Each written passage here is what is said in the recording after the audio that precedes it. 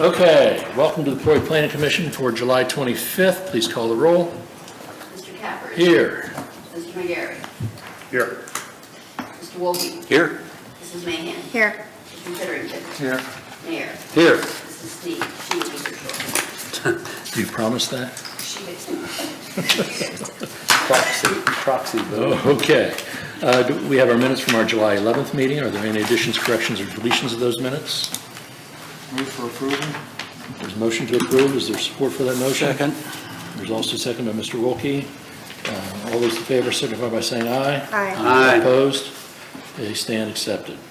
First, application to have the downtown overlay district apply to 180 East Race Street. Does staff have a report? come off the, Oh, I'm sorry, yes. I'll move to remove it from the table. Okay, is there a second? Second. Please call the roll. Mr. McGarry. Yes. Mr. Wolke. Yes. Mrs. Mahan. Yes. Mr. Titterington. Yes. Mayor. Yes. Mr. Capper. Yes. Motion is approved as removed from the table. Okay, now, staff have a report?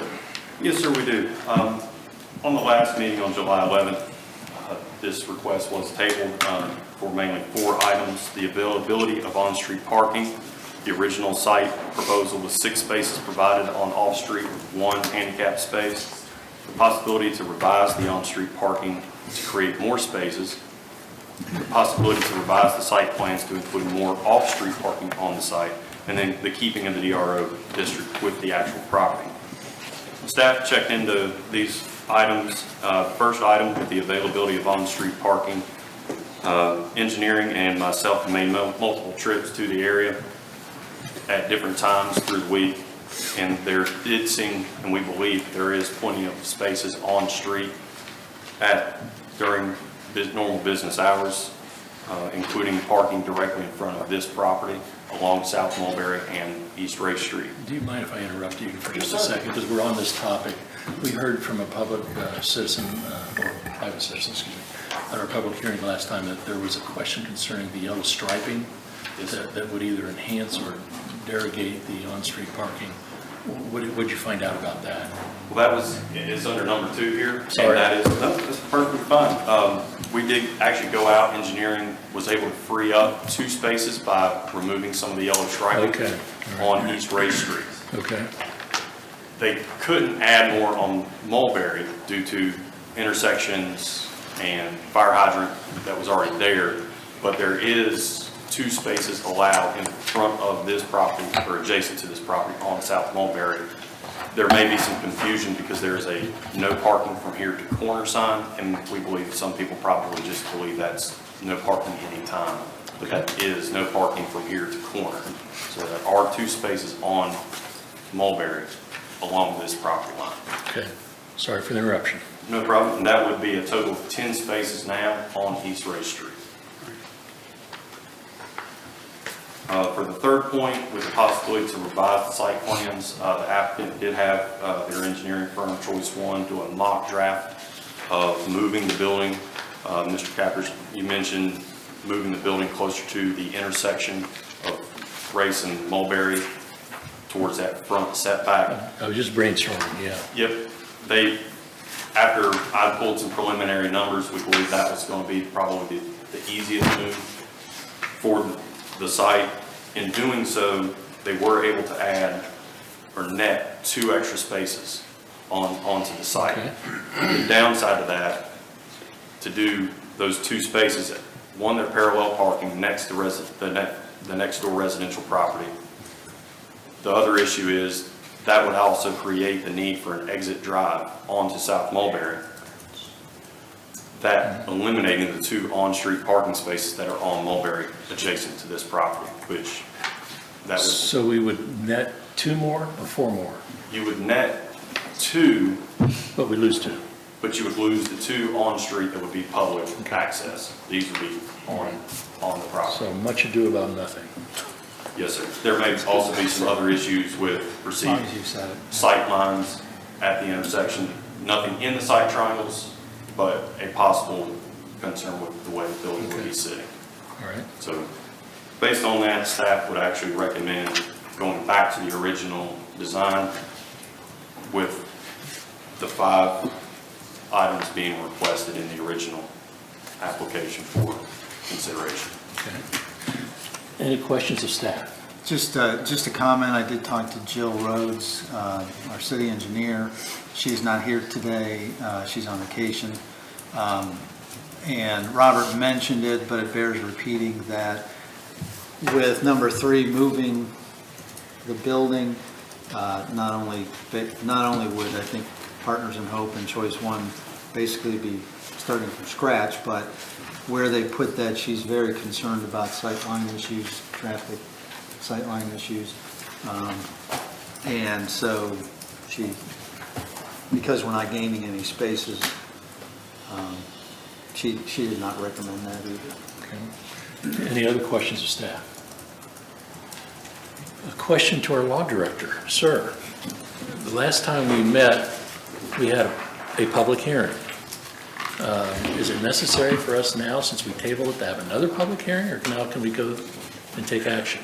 No, I think you can take action on it. You don't need another public hearing. The application did not change, is that correct? Correct. Okay, thank you, sir. Okay, any other questions of staff? Anyone want to take any action? I'll move to approve, or move to recommend approval to the council. And I'll second. There's a motion second. Any further discussion? Please call the roll. Mr. Wolke? Yes. Mrs. Mahan? Yes. Mr. Titterington? Yes. Mrs. Seavey? Yes.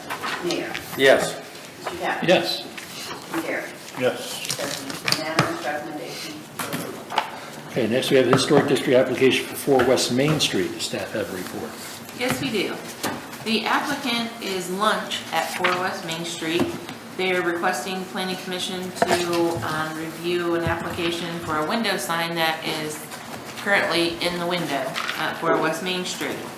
The applicant has installed a 2.3 square foot window sign prior to receiving approval. The applicant is permitted to have a total of 30 square feet for signage and has previously used 27.7 square feet. The window sign is constructed of vinyl. The color percentages are listed on the sign example in the packet. This sign will be removed at the end of summer. Susie's Big Dipper is not a permanent vendor at the location. Staff recommends approval that the proposed sign will meet all City of Troy sign code requirements. Proposed sign will not detract from the historic integrity of the building, and the sign will be removed at the end of the summer season. That sign's there now. Yes. Any questions of staff? Just a point of clarification, this is only, the sign will be there for the summer months, Correct. but it's only going to be a vendor on Fridays, as I saw? That's or my, is- it's my I'm just trying to understanding. get a perspective of how long they'll be open. On Fridays, I think it's 5 to 9, Is that- until the end of September, And that's the only day that they're open. through 2018. Now, it may come up again next year, but Okay. Just needed clarification on that. Mr. Chair, Yes. and another clarification, if they brought this sign back next summer, would they have to request another approval for the same sign? yes, Okay. because Once it comes down. if it's removed more than 6 months, I'm assuming that it would More be than gone 6 more than months. 6 months, then it's considered, like it's gone, Okay. and so it would be a new sign again. Any other questions of staff? Well, could we, Mr. Tidd? yeah, you're saying that it's basically, I mean, it's gone, so it doesn't have any grandfathering or any status once it's Once removed. it's gone. Unless, could we not approve it once, so they don't have to come back, assuming that the same sign would go back up? I don't think you'd want to do that, because what if they decided they wanted a different sign in their window that wasn't Susie's Big Dipper? Right, and I'm saying if it's the same sign, and they're just gonna wanna do it from, say, May 1st to September, nothing's changing, you know, even if it stayed Susie's Big Dipper, if they take the Fridays off, because they wanna do the weekends, or they wanna do 7 days a week, it's a different sign.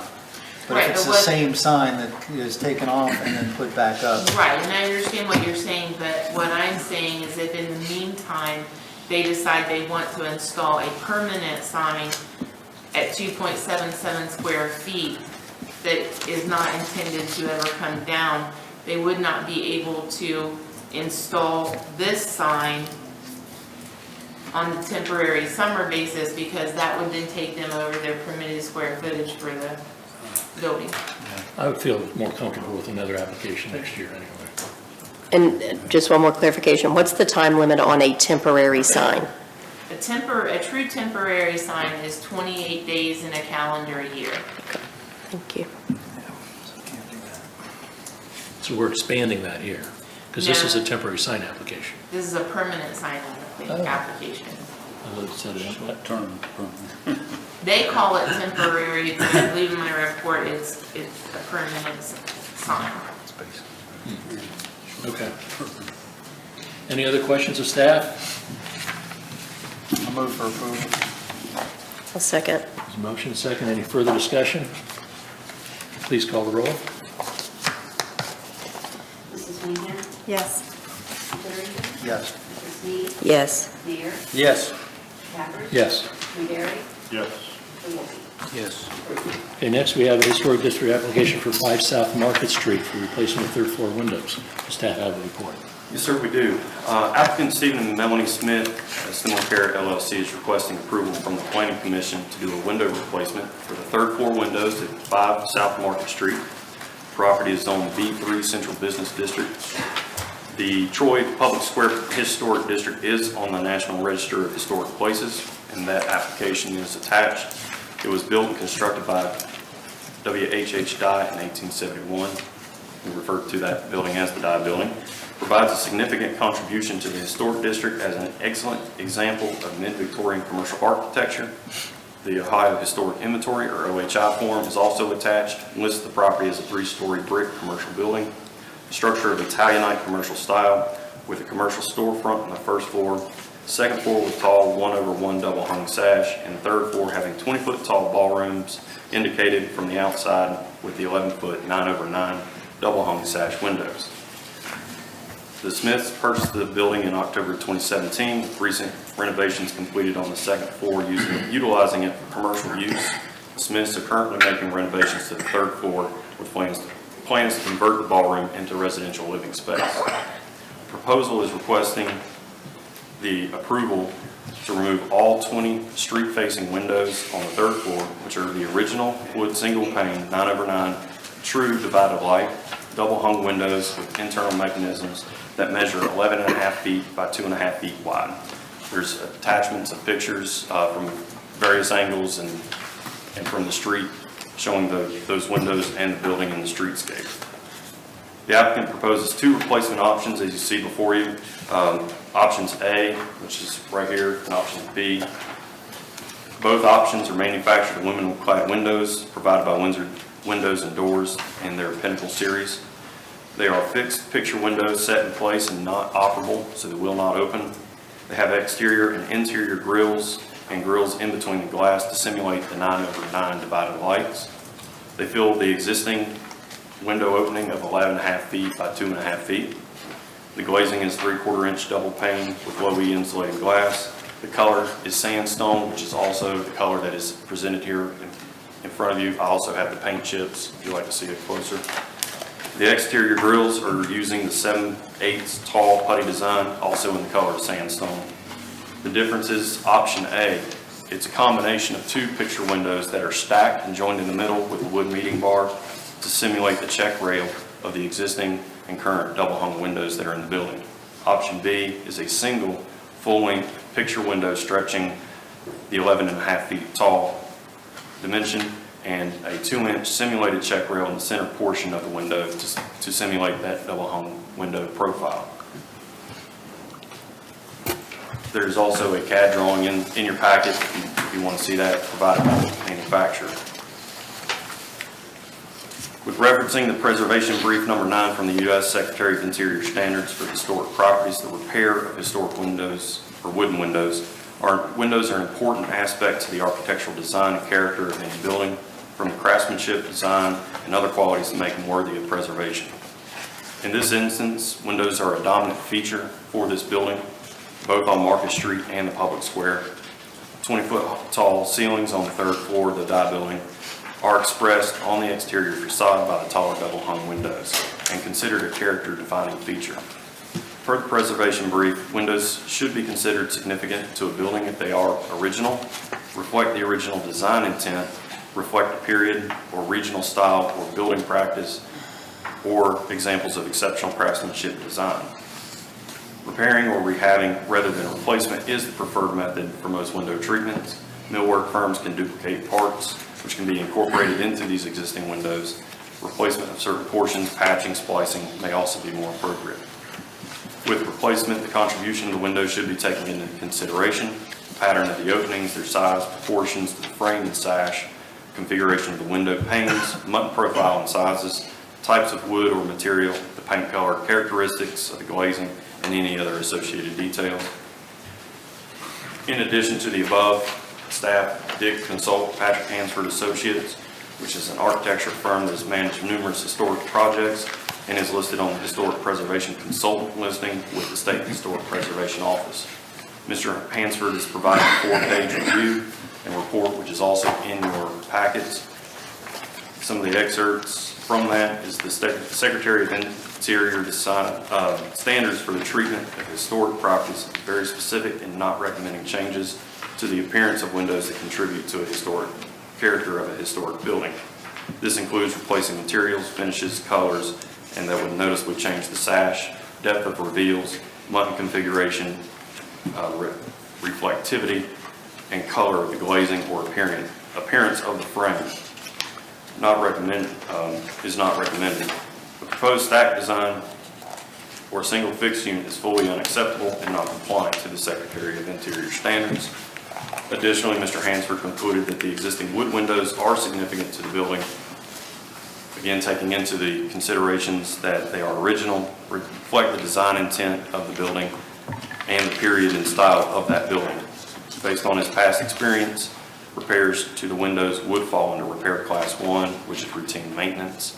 Therefore, repairing and retaining the windows, in his opinion, would be the appropriate action.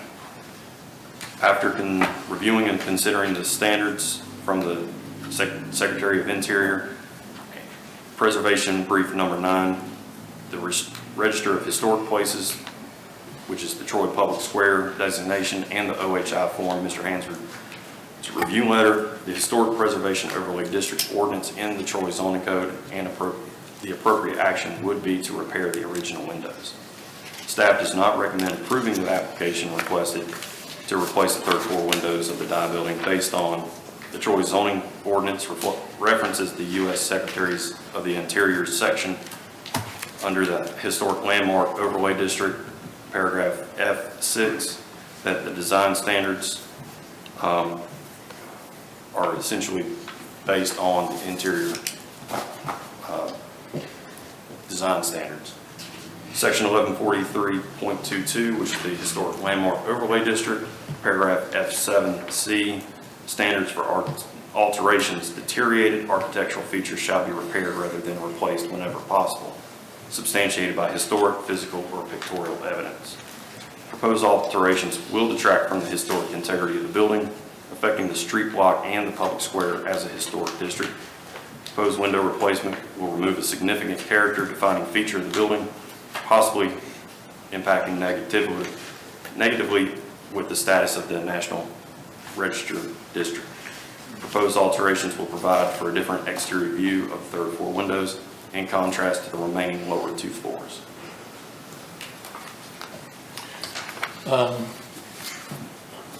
I ate there yesterday, and I didn't look up at the windows. Are they now white, or are they all sandstone presently? Not these, but the ones that are over there now. They are a beige-ish off-tone color, similar to sandstone. Oh, they are of similar color to those. And when you say these aren't the ones, are there not enough panes in them to take care of the entire? These are just examples Gotcha. provided by the manufacturer to show what the actual construction and design would look like. Any other questions for staff? Did you consult with the state on this? Did we get a recommendation from them? Was there any outreach to them, or was it just through Hansford? We did not do a formal outreach to them to review the application. This is a very difficult issue, I think, personally, because we're trying to promote the use of our downtown properties, and if we can't modernize them, the sale and rental of the properties may be disrupted. Modernize them to the extent that they retain their architectural view. For instance, if we're replacing windows and replacement windows look the same as the old windows, what's the beef? You know, if it'd be more energy efficient, which would help the tenant or the owner of the property, and they don't detract from the exterior view. Now, I'm not saying these look anything like what's over there now, because like I already said, I didn't take a look at them. But that's kind of a problem that I'm having discussing this issue. What's going to be the impact to the city of Troy if, for instance, we said, we are okay with this as far as the Secretary of the Interior is concerned? Is he going to come and whap us on the wrist or what? Do we have any idea? Well, I mean, there's no direct funds for this replacement of the windows, so the buildings that are on National Register of Historic Places, unless there's direct funds, no, they're not going to come over here and police it. So what they more or less do, once it's on a district, it's up to the local government to enforce the standards. Again, to get those buildings nominated and then actually on the National Register, it took a fair amount of, I guess, reporting and submission for the nomination back in '75 by Lauren Gannon. And then once those were placed in there, they become eligible for tax credits for federal as well as state. And then there's other things that community can do to utilize that status. Anytime there's work being done even on a building close to the district, and there is federal funds involved, for example, in the Masonic Temple, the state does look at what kind of impacts those changes on that building may have on a district. So it's not just a single building, it's the district that has a status of being historic. No, the Masonic Temple, they received CDBG funds for. They did. They had Some of the different situation we're talking about. There's no grant monies involved in this. regardless of source of funds, I mean, the district still calls for the same process. Oh, no, I realize that the language is the same, but I'm just saying that this isn't putting a threat any kind of federal funding or any particular funding. None except that the applicant or the owner could take advantage of tax credits with repair of windows. And I appreciate your point made on that. Have you discussed that at all with the applicant? It could have been mentioned, I think it could have been mentioned, yes. Okay. The action. The next question I have, I don't mean to. You're the chair. The next question I have is, I noticed that you indicated that we have in our code of ordinances a referral back to the Department of the Interior's representation concerning historic districts. Is that something, we obviously want to follow our code. Is it more apt to ask him to get a variance or the downtown overlay district for this purpose or anything like that? Is there something more appropriate, or is this In the past, you had the Board of Architectural Review. Right. So you realize that. So Planning Commission is that decision-making body. The staff would be the reviewer. The code just represents the standards for you to follow and make your decisions based on that. So it's only standards, but we can deviate from those standards on a case-by-case basis. I think everything's a case-by-case. Okay, yes. thank you for that clarification.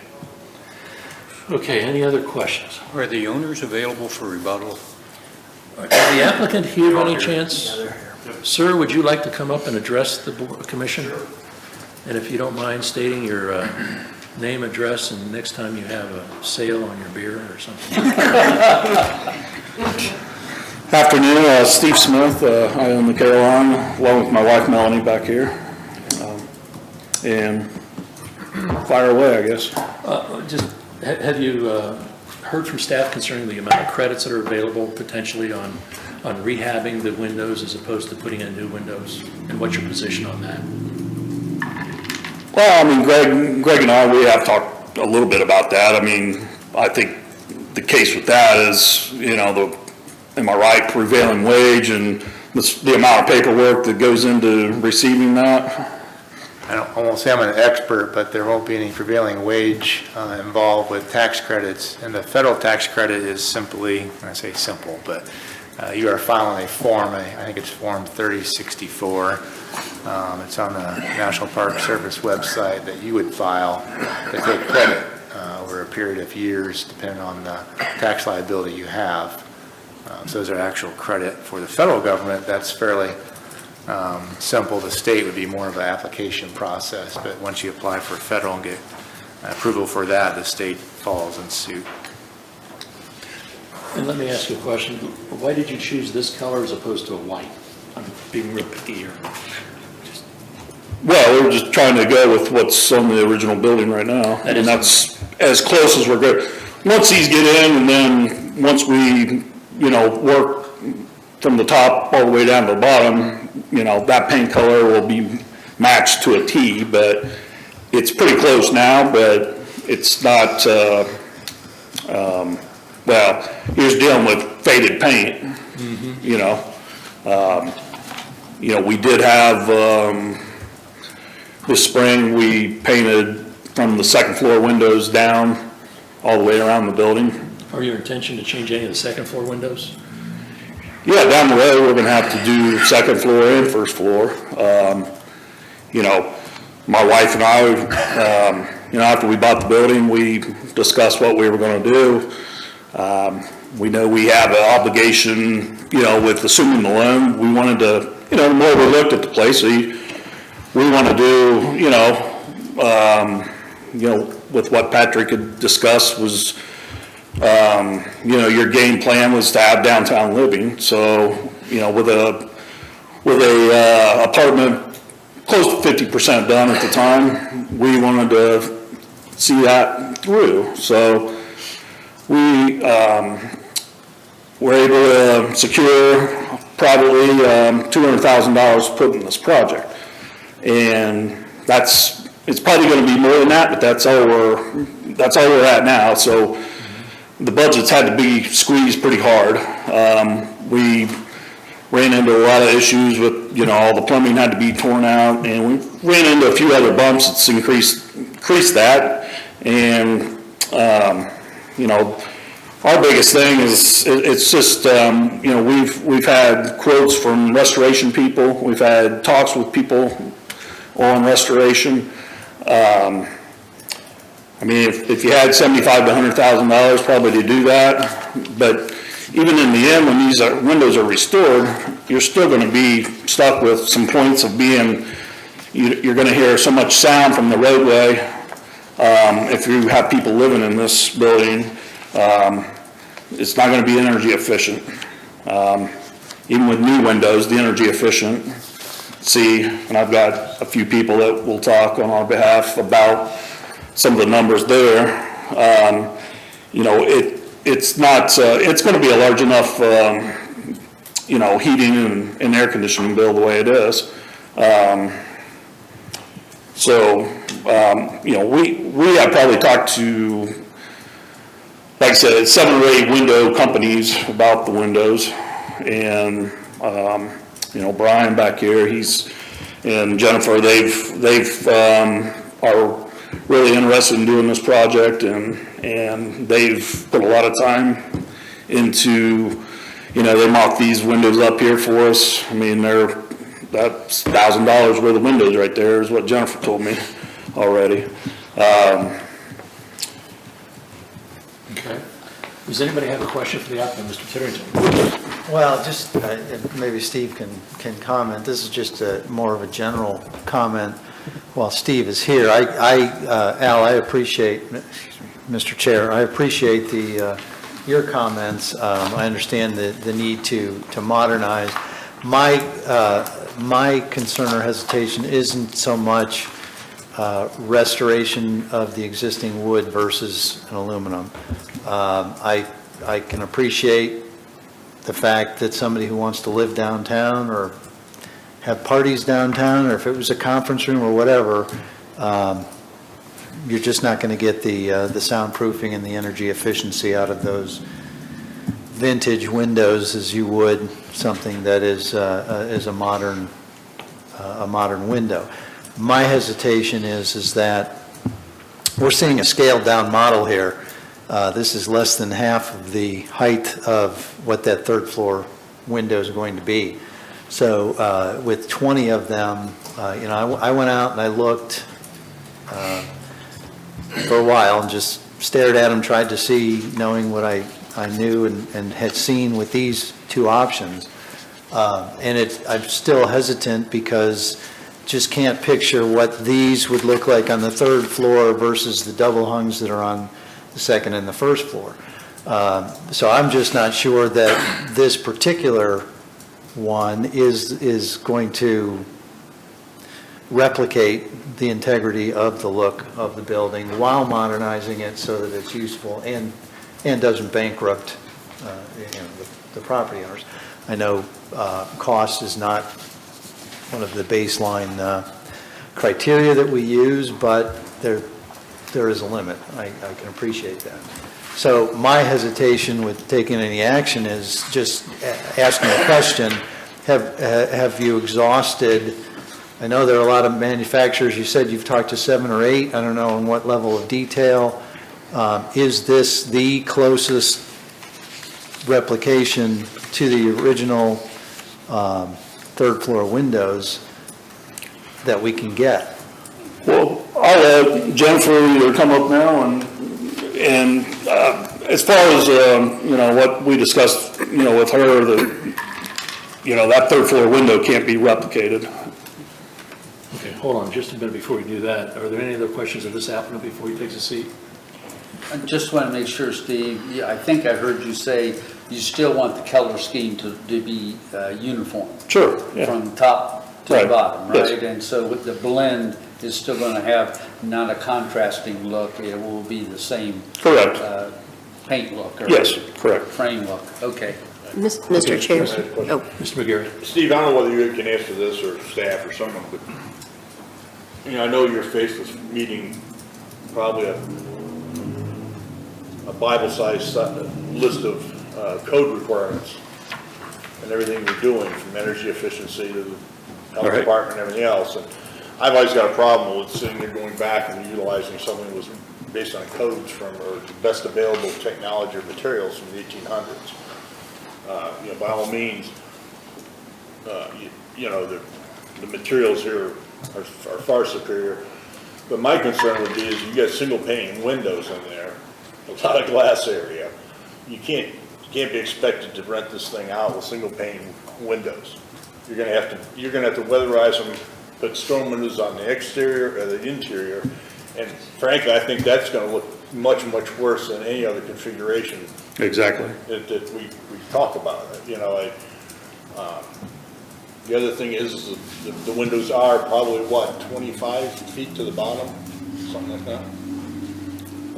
It's not like people are walking right next to it. Right. Like, it's not like a building that's, right along the street where you're gonna see the comparisons, and you probably don't even see the depth changes. I think it's a wonderful thing what they did with the mullions on that. That's an expensive mullion. I know from the work we did on our house, to have both the interior and exterior texture and the filler in between. Option A.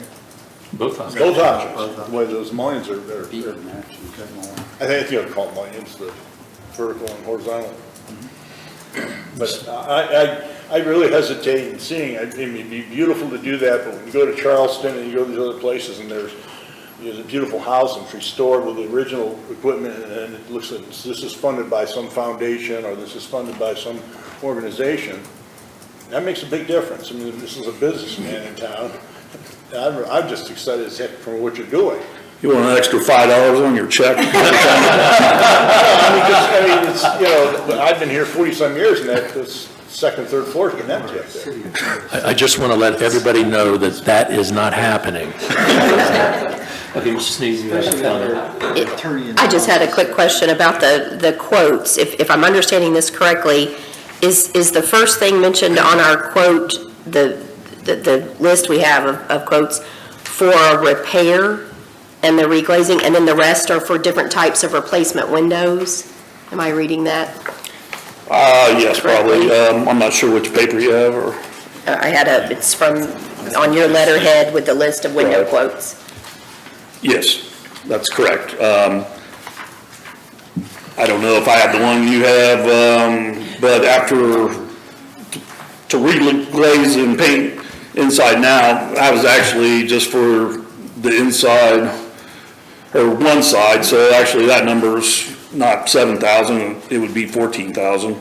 I don't have the quote from Stahl, to rehab the windows. That was a quote that Mike Twist had got, right kind of off the bat. But it was, I mean, I could get it if you need it, but that was about $50,000 to just get the windows rehabbed, but they'd still have to be painted and inside and outside. Any other questions of this applicant? Sir, thank you very much. If you could send your window agent up. Yeah, I just have a quick question. Was Mr. Hansford, did he make a visit to Troy to look at the building or the windows? No, not recently since that letter, but he's been in that building before. Okay, He's been- I just didn't know if he actually saw, the condition of the windows in person or just what you had sent him. No. The other thing I just want to point out, and like I said, it's not, I know people have changed positions and all that, I'm not pointing anything, but, like right across the street at La Piazza, I mean, those windows on the second floor, they don't match anything. And that building's just as prominent as my building. And I just, like I said, we put a lot of time and we're planning on putting a lot of money, personal money into this project. And, we really would like to see everybody's support, and, we're willing to change what we can, to a T, and Jennifer and Brian can certainly tell you what we're able to change, if anything. If you don't mind sending Jennifer or No, Brian so up. one or thank you two. for your time. Thank you, sir.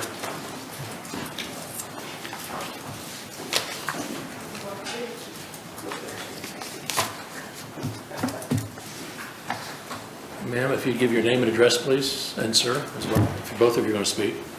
I'm Jennifer Carley from Muller Roofing Distributors in Springdale, Ohio. Okay, sir.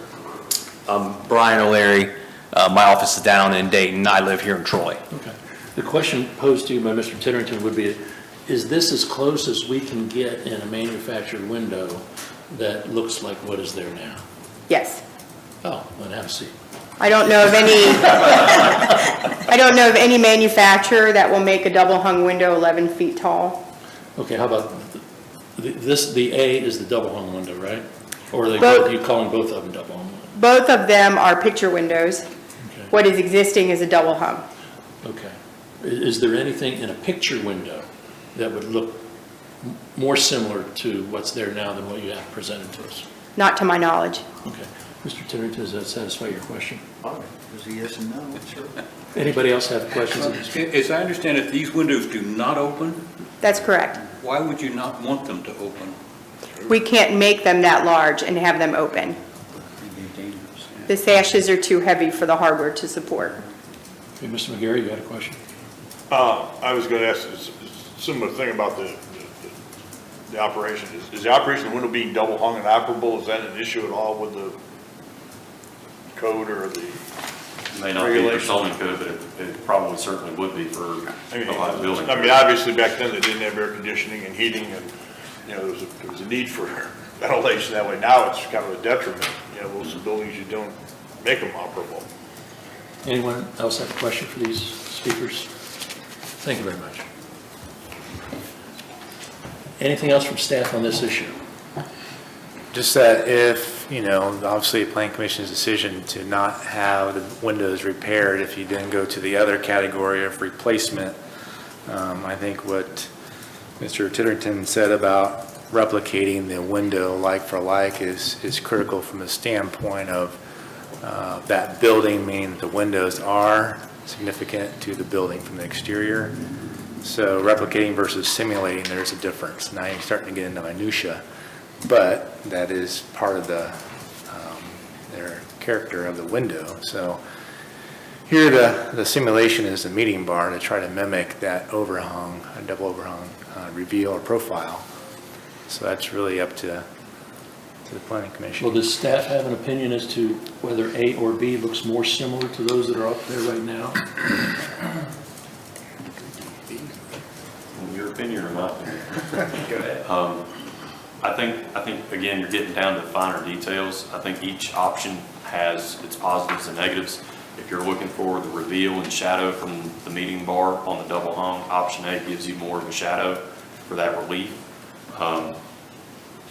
Based on the construction of it, an 11-foot window split in half is going to be maybe a little bit safer and easier. Concerns in between that point, between the two, option B is one 11.5-foot tall window. If anything happens to it, it's an 11.5-foot window that's going to have to be replaced. And option A, you're going to have half of that if one gets damaged versus the other. Option B was something that we consulted with the window manufacturer on as a possible way to mimic what was there. After seeing it in production, I think it does a pretty good job, but it still doesn't give that quite that same reveal as a double hung. So it's a good attempt. I think if that middle bar, that check rail, the simulated check rail, I think if it was a 3-inch or something like that, it may do a little bit better of a job to give you that same reveal. But again, you're still losing the functionality. You're losing an 1871 original window no matter what direction in the two options you go for, and that's why we're recommending the non-approval. But to answer the question, it sounds to me like you're saying you like A better than B of the two. I'm split on both. Okay. Depending on whichever one, there's positive. Like I said, there's positives and negatives for each one. In some respects, the historic preservation doesn't want you simulating it at all. If you're going to do modernizing, you might as well just make it look like a modern window, not try to simulate historic features. There's that statement. So, Mr. Chairman, Mr. McGarry? if this was, you're recommending non-approval, so we're going to vote whether to approve or not approve, but if we do vote to approve, we're going to have to come back and choose one of these? Yes. I would think so. I would think that would be the case, or we can approve one of those right now, Right. if that's what our choice is. Now, the other question I've got is, this may be something that the law director has to answer. Can we put conditions on the future where, where you have second-story windows that had they been just single windows and no double hung, we probably wouldn't even be having these conversations. Can we put restrictions on conditions that when he does replace the second floor windows, they shall be done with the same criteria, the same construction? I mean, if that's the hang-up people have, that there's a difference between the second and third floor, that can be remedied. And Well, they're going to have to come back to us again. They're going to have to come back to us again, or our successor planning commission, for any change in the second floor as well. You won't be here. Not in 30 years, no. But did you want to ask an opinion of our law director? Yeah, I don't know whether you can make that a condition for future Well, I mean, application. you could, but as Mr. Capper said, whatever planning commission is in place in the future can just choose to do what it wants to. So it's really up to the planning commission that's seated at the time of the subsequent application. You can't bind a planning commission forever and ever and ever. I mean, I like that, yeah. we can't be bound. We've adopted in the past. Yeah. Mr. Wilkie, did you have something? Well, You look yeah, pensive. and I guess we're getting way ahead in terms of what happens when they do the second floor, but those are smaller windows. Can those be made so that they can open? They can, okay. Any other questions of staff or the applicant or any other decision?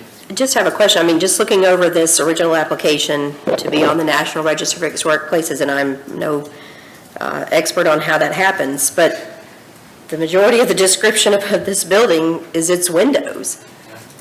What happens when they no longer fit this description that was a big piece of putting it on the National Register? Does the building no longer get that designation?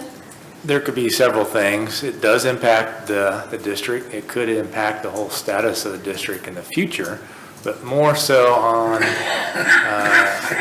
a composite of a number of these type of changes done to the district, right? So let's just picture for a moment, third floor windows all on a square being changed to vinyl or some type of inappropriate window it doesn't meet. Now you don't really have that character defining feature that makes up the district or the square. So every time you remove a feature from a building, a prominent feature, you are taking away from the district.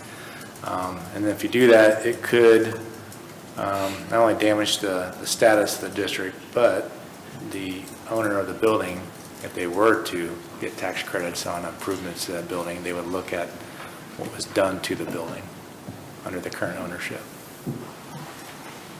Mr. Chair, this is part of the dilemma to get into is, we just approved a couple of weeks ago, as I recall, and I may be using the wrong terms, I'm not an architect, along the top fascia of the building where the corner of Cornice, Wasserman Building. whether it was just, just restoring the third floor, the roof fell in. Wasserman. There's plastic cornice pieces going up in places with plaster and concrete and these sort of things. I mean, to try to do everything the way they did 100 years ago is almost insanity. And then trying to say it's okay for all these other buildings in downtown to be able to use modern materials, but that, we're going to hold this thing in place, and it's not bringing millions of dollars in for the city. There's really I guess there's some status to it to say we've got a historical building, but I haven't seen that listed in the tourism brochures lately. That's a big issue. So it just seems like we're working with double standards for what's going on downtown and other places. I mean, I look at the boathouse. We wanted a historical restoration. There's not those steel case windows in there anymore. They're all vinyl and fiber materials. It looks great. Everybody's sitting there telling everybody how wonderful it is. That's part of moving on, I think, in history. I like to save old things. I'm on the Watco Historical Association Museum there. And it's a rich man's club, and there's usually foundations funding these things. If we expect private businesses to do this, we've got to, I think, work with them. Any other? Well, I know we're talking inside versus outside, but I can tell you those ceilings don't resemble what used to be there. Mr. Terry? Yeah, just to thank you, Jim, for bringing up that example in the cornices for the Wasserman Building, because that's kind of my point, that, I'm not hung up on keeping the wood and restoring as much as, in the case of the Wasserman Building, I approved it, or I voted yes on that, because the cornices, while it's a different material, it still matches what's out there. Yeah. And so that's where my concern is, and I don't want to lose sight of the fact that we're talking about the third floor, which are 11 foot tall. I mean, if you go up there and you really look at it, even if you're across the street, They're huge. they're massive, Yeah. and there are 20 of them, and they're very prominent on the square. And so, in my mind, it's not whether they're aluminum or double hung or single hung, but are they going to look similar enough to what's out there now? And I'm struggling to do that only because unless there was one that was actually put in, if they had one made and could put one in on the third floor, short of that, I don't know if there could be a digital rendering that could be done with option A and option B, so that you could see the difference between the first and second versus the third floor. I mean, that would help me, because I've got to see pictures. Is that possible to do? Is it possible to do a rendering of that building With- Probably have to go to the manufacturer on that end. I know Photoshop, but not that well. I'm not sure, I don't know. Do you have an 11-foot window on the floor someplace? I guess first to clarify, we're not the manufacturer. Oh, okay. We're the distributor. That's a question we could probably ask the manufacturer. I guess just initially, I think of a computer rendering on a screen, how well is that going to really duplicate or replicate an 11.5-foot window I guess that you're trying to see, if that makes sense. Yes, but what I'm talking about is if you've got the elevation and it's showing all 3 floors, at least you can see the perspective. Yeah, it's not going to look like an 11-foot, but it's going to look, that window's going to look twice as big as, or twice as tall as the other floors. If you look at it in 2D, option B is only different by ½ an inch by what's existing. The existing check rail is 1.5 inches tall. The simulated check rail is 2 inches tall. So if you were to look at a flat drawing of the front of the building, the only difference over 11 feet would be ½ an inch. The only way you would see an actual difference is if you could see a 3D model and you could see the shadow line being different between the picture window and the double hung beneath. And the option A is how much of a difference? 5¼ inches. So it's more of a difference than what we have currently. Yes. But you get to show. And so when you're talking, pardon my ignorance, you said it was a check, what? Check rail. Check rail is Check where rail, the which is the middle Yeah, if I can pull up. horizontal piece? Yeah, come on up.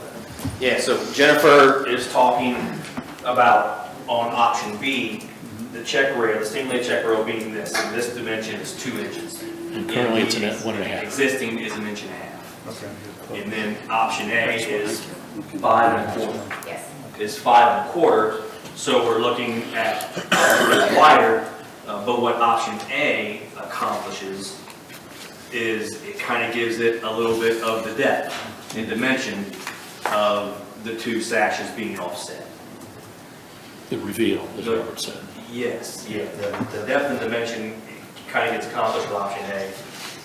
If you're looking at the existing 1.5 inches, this gets closest with being 2 inches. And if we were to project ourselves in the future and the second floor windows were changed, there's a good chance that we'll take a look at probably windows like A instead of B because they'll want to move them up and down, right, or not?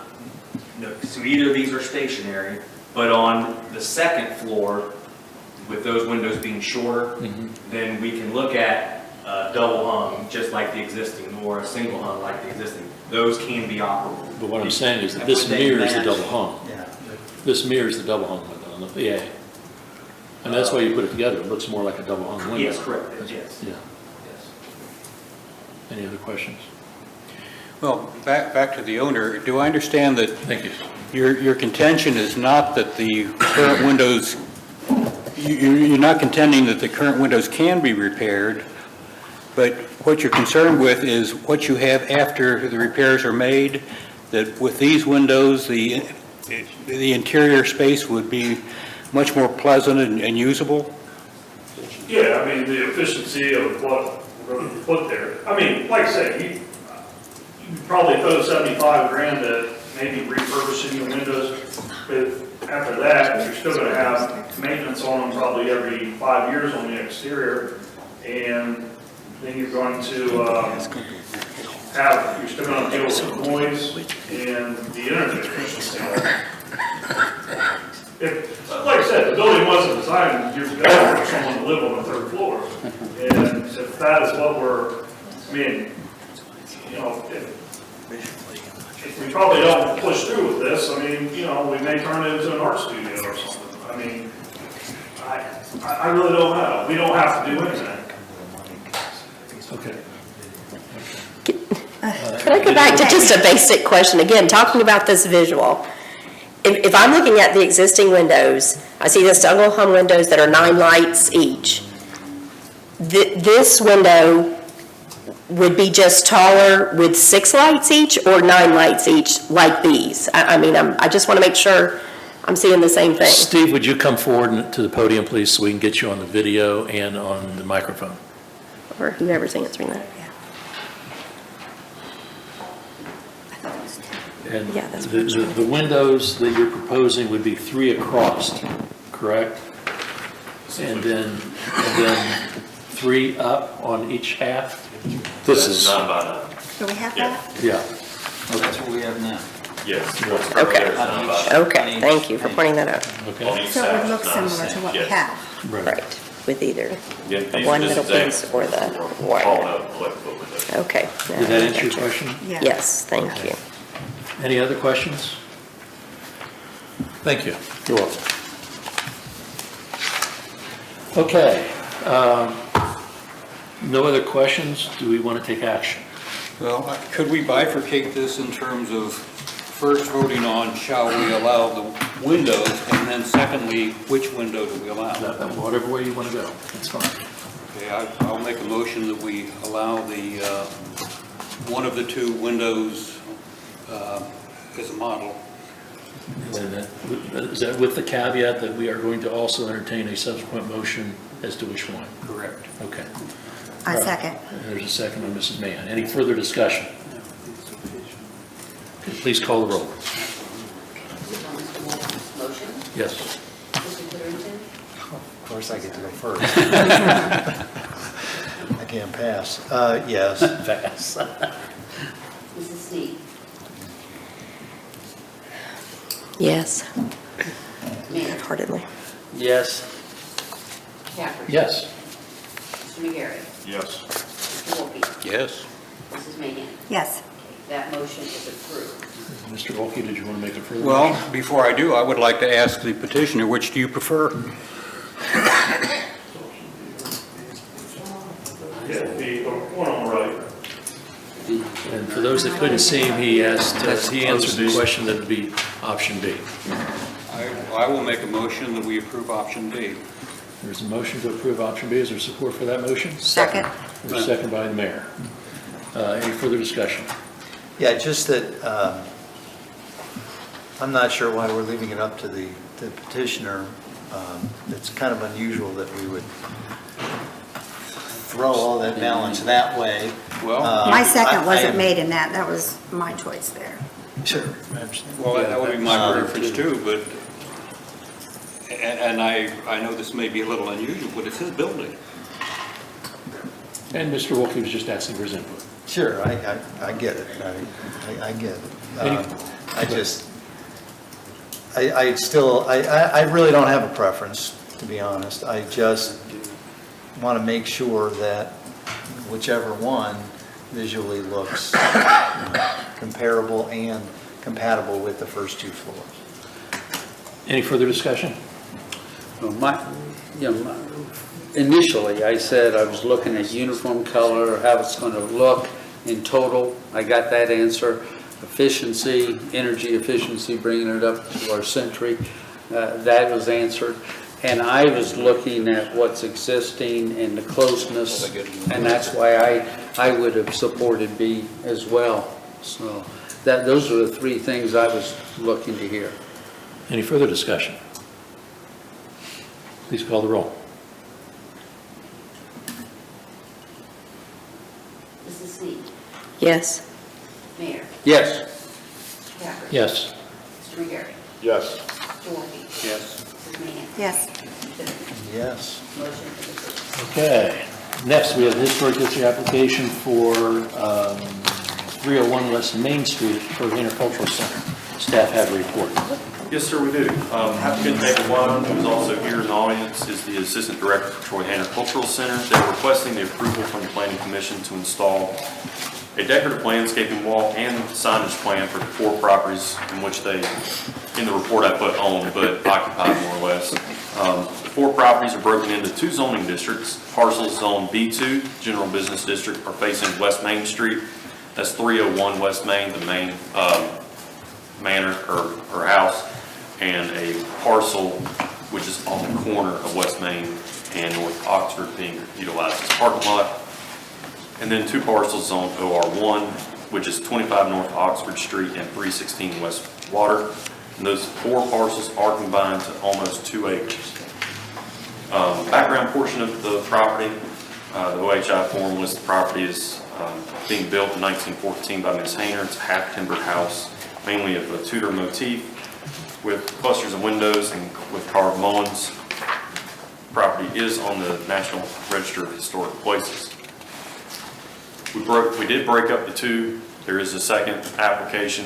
This one is strictly for the historic nature of their request. The applicant is requesting commission approving the construction of that landscape, decorative wall, and planter with a stone base at the corner of West Main Street and North Shore. The wall will be curved, 18 inches tall, with a limestone veneer with a base that will be limestone and brick pavers. Limestone will be matched to the existing limestone used on the house and existing light piers. At the end of the wall will be a 2-foot, 1.5-inch limestone post that will be for a sign structure as requested later in this application. In addition to the decorative landscaping, the applicant is requesting commission to consider approving proposed signage and the structures for that signage around the 4 properties. There are a total of 5 structures that will be placed in various areas of property. I did attach a map with orange squares showing the location of those structures on the 4 properties. The structure is a post with an overhang, a sign portion, and trim that will all be constructed of cedar, painted to match the existing brown, which is using Sherwin-Williams, the custom color that is matched to that Troy Hayner brown, which is there listed with those codes.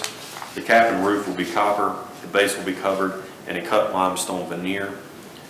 Lettering will be white containing the Troy Hayner name, hours of operation. Depending on the sign, there may be some other wording for directions from the parking lot to the main house. Most of that, based on the descriptions and the placement, may or not be on every single sign.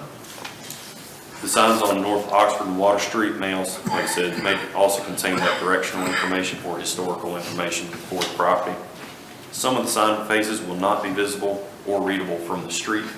Mainly, there is one on the back portion of the property on North Oxford, that's 25 North Oxford. We do not believe that sign will be readable from the street. So therefore, we would not actually calculate that sign as part of their total overall square footage. Applicant has been reviewed for compliance with all the requirements and the additional design standards imposed by the Historic District. Applicant will be requesting the DRO, as I mentioned before. Landscaping and sign structures designed before. Landscaping will be used to the existing property as a guide and for design elements. The limestone landscape wall and other decorative landscaping will complement the existing limestone light piers and limestone veneer of the house. And the sign structures will be also using the same limestone and cedar and color match paint, keeping with the Tudor motif of the property. Staff recommends approving the proposed plan. Any questions of staff? Maybe one for the applicant. Mr. Wine? I didn't see, just for my edification, I mean, this looks like it'd be really nice, which everything that you guys have done has been very nice, but what is the point, what is the impetus, what's the objective of this additional? This project? Yeah, well, we recently purchased the 25 North Oxford as well as our parking lot back there on Water Street, and we definitely want to brand our look as the River Corridor and the Water Street project, develops. Right now, nothing back there says Hayner. So we want the people that are going to access the waterway to come and visit the Hayner. So the signs will point them through the parking lot and then into the bare lot or the bare ground there around to the house. And as far as the corner, we've tried several things the past couple of years. We did some major flower planting last couple of years, and we've had a generous donation to the Hayner to really fix that corner up and incorporate the lamp post that was donated by the Walkers a few years ago and just make it look better. The sign's static, is that correct? It's not electronically changeable or anything like that? It is not. Any other questions? Well, I may be a little confused because the agenda was 97 pages long. But what if we were to approve this item and not, and the following item did not get approved? What would be the ramifications of that? Essentially, they could come back and maybe reapply for a different sign package. They are a little interlocking, the 5 structures that you would be approving. Essentially, you're approving the look and the design of them. Maybe not, the DRO is more or less the placement of those signs, because there will be some setback reductions if approved. So this is purely the design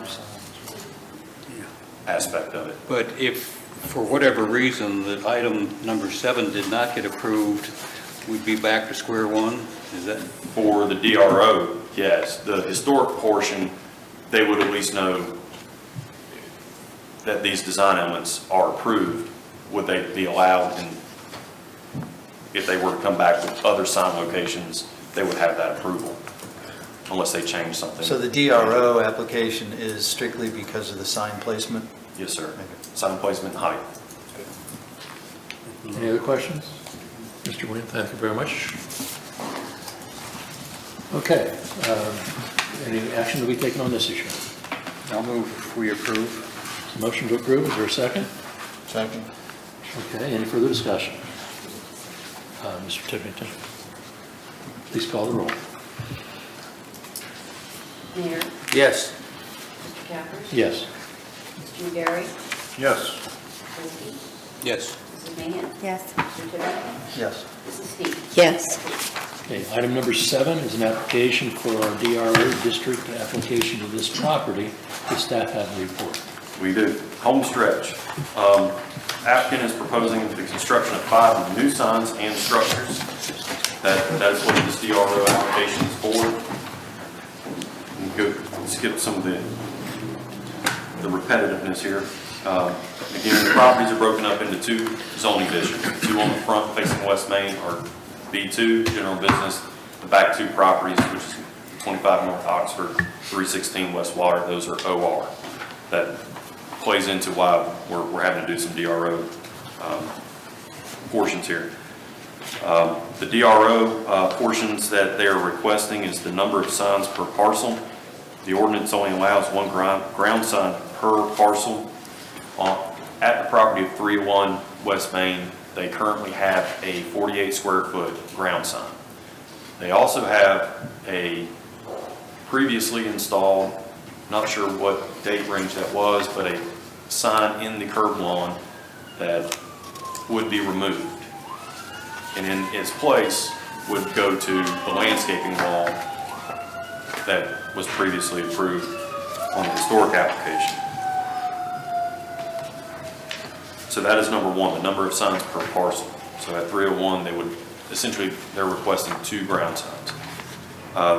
Number 2 portion.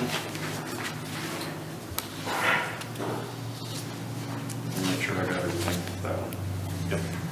The number 2 portion is the sign setbacks. Of the 4 signs that are being placed around the properties, several will not meet the setbacks. In the ordinance, the setbacks for any ground sign is 10 feet from the public right-of-way or property line. Due to the existing layout and the existing properties and the facilities that are on these properties, applicant is requesting that 301 Main Street, a reduction of the setback of 9 feet and 6 inches.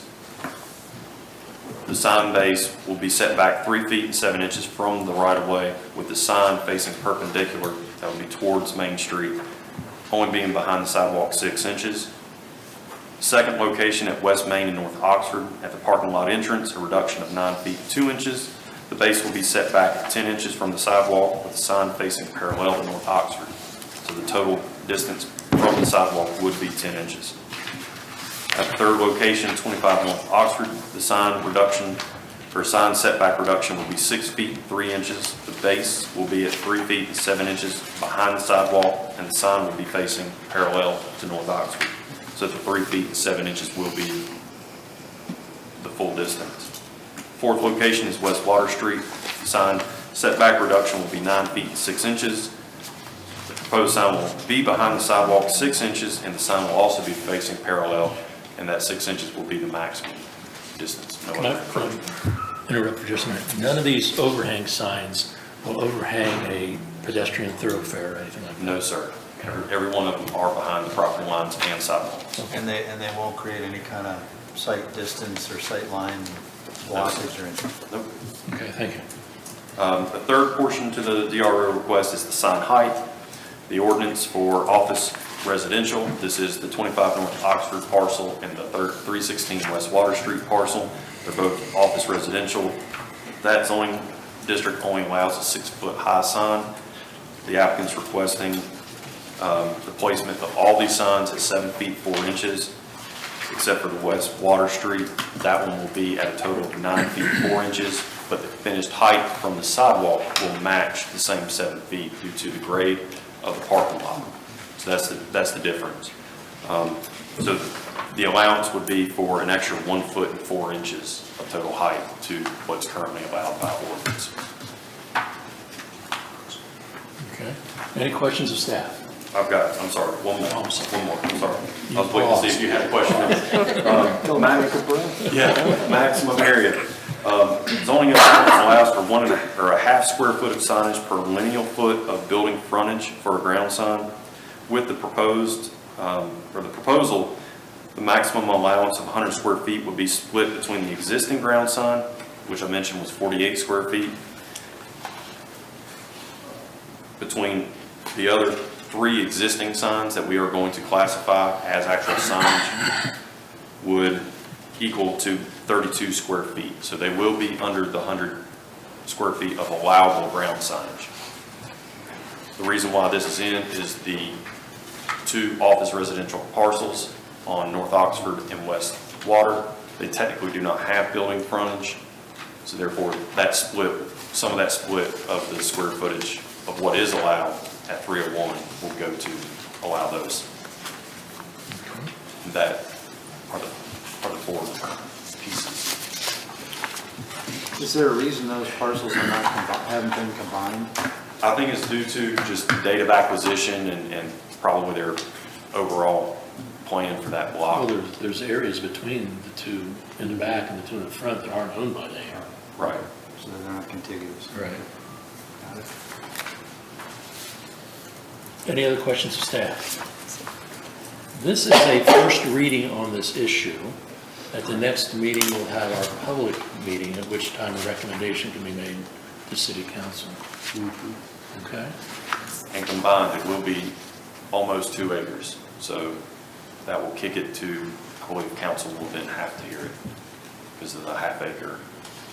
So that would then be a recommendation only and council must act. Well, then we can make a recommendation today. We have to have a public hearing. do we No, not? we do not. If it kicks it up to the council for their public hearing, they're gonna have a public hearing. Okay. Mr. Kerber, is that true?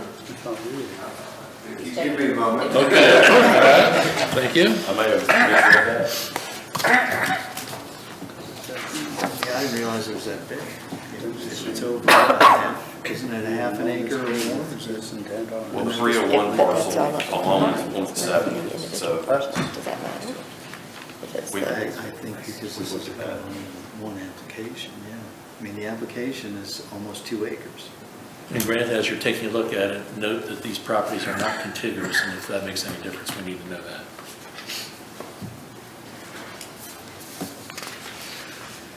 Can we do that? We're doing non-contiguous property, deal with them as one? 2 DROs then, But I'm still. 301.7.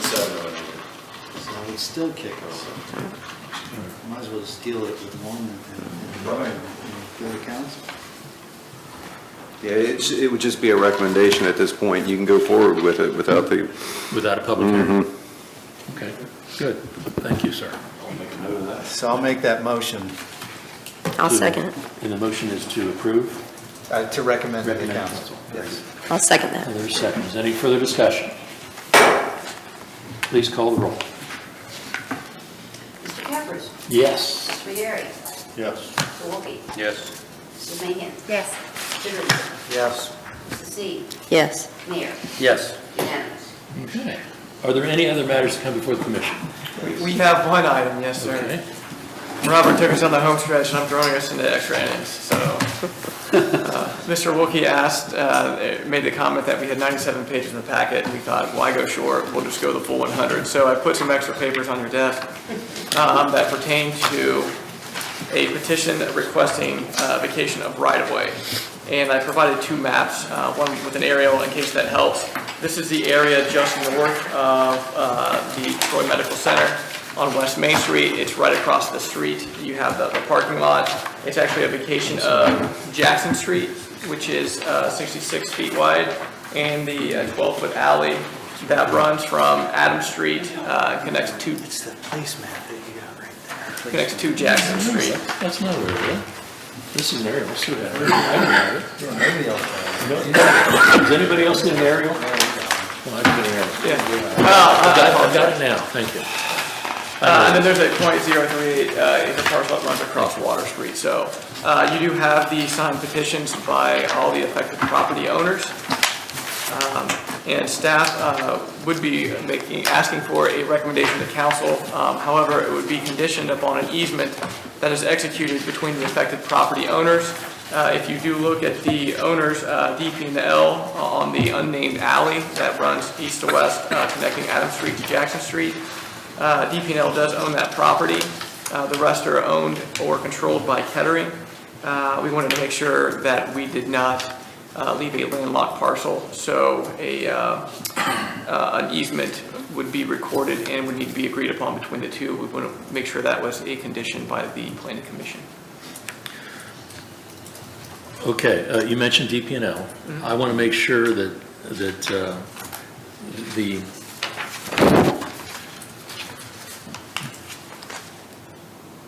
there's not going to be any right of access for the Outrigger Group Ltd. Upper left-hand parcel to a public thoroughfare unless that easement is retained.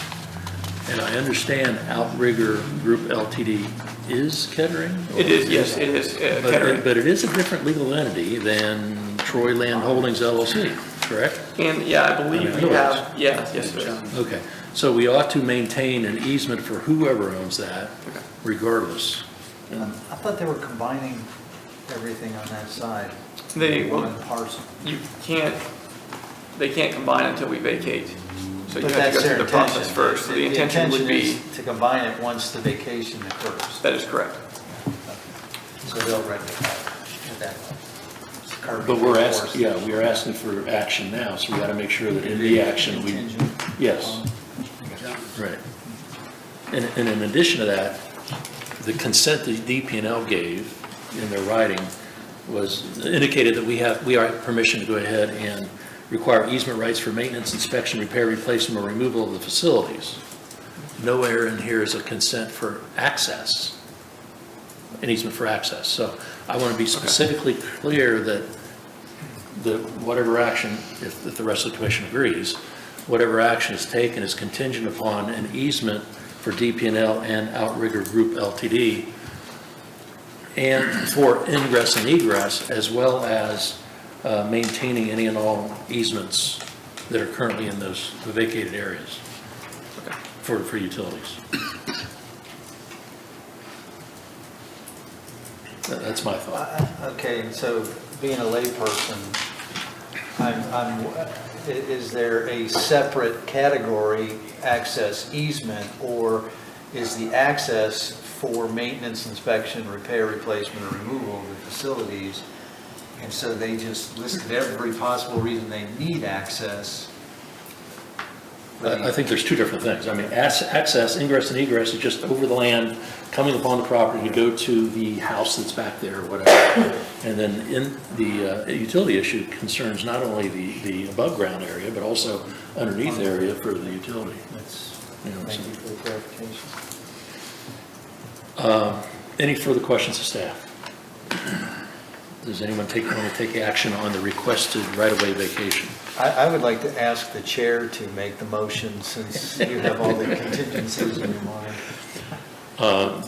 I'd be happy to. I would make the motion to approve the requested right-of-way vacation contingent upon either the plat maintaining the easements for ingress and egress to the parcels that go next to the Great Miami River, okay? And the easements for maintenance, replacement, inspection, repair, and removal of the easement utility facilities that are in the vacated area now, or a separate easement agreement to do that. So either it's going to be on the plat or it's going to be in a separate easement. I will second that motion. Okay. If that's the, if your motion's done. I'm finished with it. I did take a breath. Okay, there's a motion and a second. Any further discussion? This would be a recommendation to council. Correct. Okay, yes. Yes. Thank you very much. Any other discussion item on this issue? Please call the roll. Mr. Rivera. Yes. Mr. Wolke. Yes. Mrs. Mahan. Yes. Mr. Titterington. Yes. Mrs. Steve. Yes. Mayor. Yes. Mr. Gabbard. Yes. It is approved. Staff better not have anything else. Do you have anything? That was in the form of a question. Does the commission have anything else they want to discuss? Let's call for a motion to adjourn. So moved. Mr. Wolke moved. Is there support for that motion? Yes. Mayor, all those in favor signify by saying aye. Aye. Opposed? We stand adjourned, and thank you for your attention.